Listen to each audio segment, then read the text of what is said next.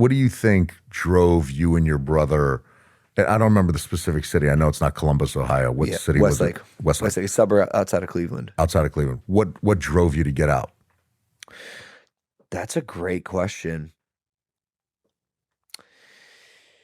So in high school, I had this really kind of difficult to understand feeling that I just wanted to do something great, and I knew I could do it without like knowing like how or even what that meant.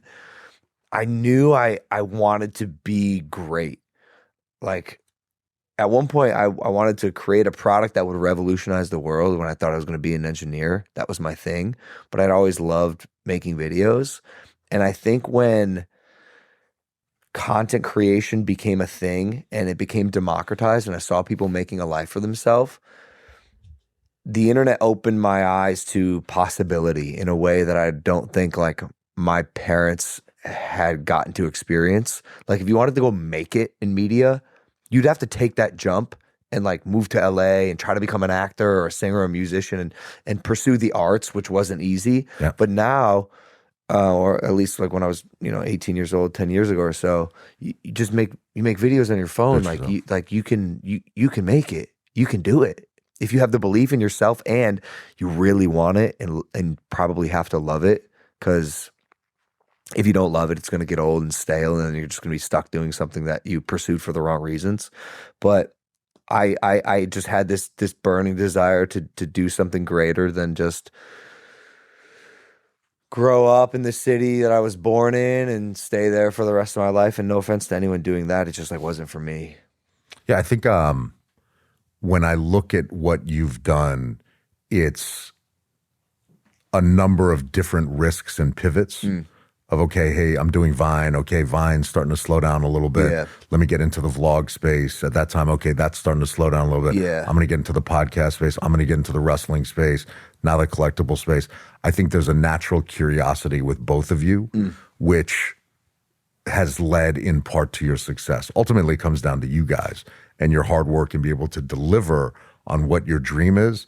I would say, like, you got to have an idea plus something else. Like, a lot of people have good ideas. Few can execute on them. I don't do that. He's an evolver. He evolves constantly, sheds skin, moves, shifts, does more.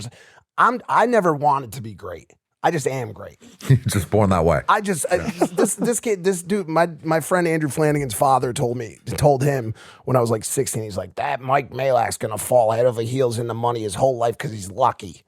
That's what he said. And in a lot of ways, I have been, but I talk, I maneuver, I do this and I do that. He's always coming up with a new idea.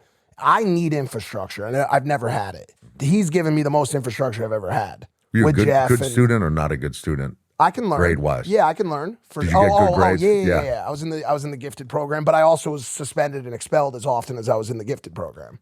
So I'm a good troublemaker. grades, not good grades. Fantastic. I got a full academic ride to college. I was going to be an industrial and systems engineer. So I have this theory on people who really succeed, like yourselves. High school is tricky, right? It's fun, right? There's good challenges in it. There's grades, but it's tricky because it is a system, right? Hey, your fall semester, you get graded. Then you're told you be here in first period, be here. This is your class. You have to follow the rules. You have to follow the rules to have a chance to succeed. Yep. If your paper's due on a Tuesday, you can't come in on a Wednesday and be like, I don't care about your rules. Here's my paper. You get an F. Yeah. Then you get to the outside world and you realize, and there's a difference between laws and rules. Always follow the law. You never want any problems there. But you actually have to not follow the rules to succeed in business. So interesting. Yeah. But for 18 years of your life, or K through 12, however long that is, you had to follow the rules. So interesting. If you talked up too much in class, hey, you're suspended, or whatever it was. And all of a sudden you get on the real world and you're like, well, if I just follow the rules, that means I'll get a 3% raise every year. And again, not to begrudge anyone who lives that life. I respect any person who works hard. But I want to go do something different is completely contrary to everything that everyone goes through school. And that's why I think there's starting to be that like rebellion against school, even by parents as well. and not against school, but just to be a little bit more malleable in how you treat your kids as they go through the education process, you know, and identifying their strengths and creative pursuits that they may want to partake in, as opposed to just go to school, get good grades, go to college. Yeah, I think. Look, go ahead. I was gonna say, yeah, you have young kids. How are you handling this schooling situation with them, given even your take on it that you just mentioned now? For us, it's do the best you can, and we're have the good fortune of, hey, if you need help, tutoring, this or that, we'll get that for you. But I don't believe we define our children by their grades. When we see their grades, there's never a, and by the way, both of them get good grades, but there's not a, how could you have done this, or how did you do bad on this test? It's okay, you didn't do well on this test. What did we miss? What do we need to put in place? And to me, they'll both be the best versions of themselves. That's my only expectation. How you're 9, 10 now? What do you like to do? Like, Just like for fun, like what? Yeah, just in general, like what is there stuff you're interested in or like drawn to? probably play video games. Video games and you? I like to play a lot of tennis. Tennis. Oh, there you go. Whoa, cool. Natalie, what do you like about tennis? I like playing on a team, like with different people. Doubles? Doubles. I run doubles. Nice. I like, what do I like about it? Yeah, I think that's the main thing. I just like being part of the team. It's fun. Do you enjoy actually tennis more or being on a team? I mean, I really like tennis. You like tennis? But I think like being on a good team is like makes Yeah, it or yeah. breaks it. I want- Play with the coach too.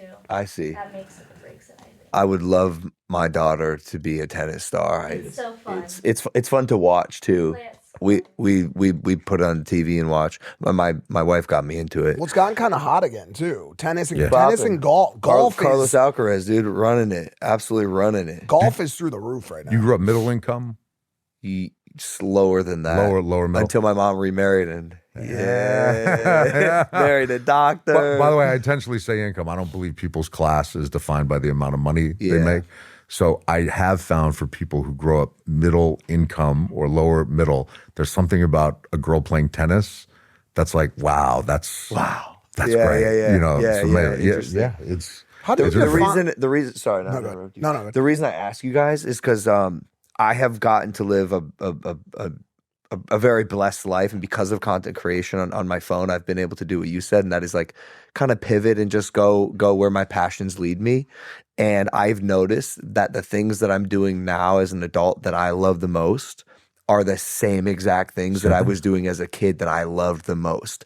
And I get to have that. I had that freedom of expression as a kid because I was a kid. There were no like boxes. It was just like I was into photography and doing stunts with my friends and brother in the basement, or even like I wrote stories. Like I wrote like a novel when I was like 5 or 6, and now I get to like tell stories and content creation. I get to wrestle. I get to do professional photography projects, and I think what I'm saying is, as a dad, I'm really gonna try to let my daughter be and foster her interests throughout her life, because I think the things that you're interested in as a kid are probably the things you're most innately attracted to. And if you can make a career and a life out of those interests, you'll do what you love every single day. I think you nailed it. I think, look, like, as a kid, I grew up in Las Vegas.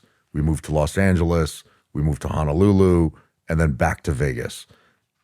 At all times, I watched boxing. I watched wrestling. That's just what I was interested in. And I watched the NFL too, and NBA, this, that. But those are the things that I liked most.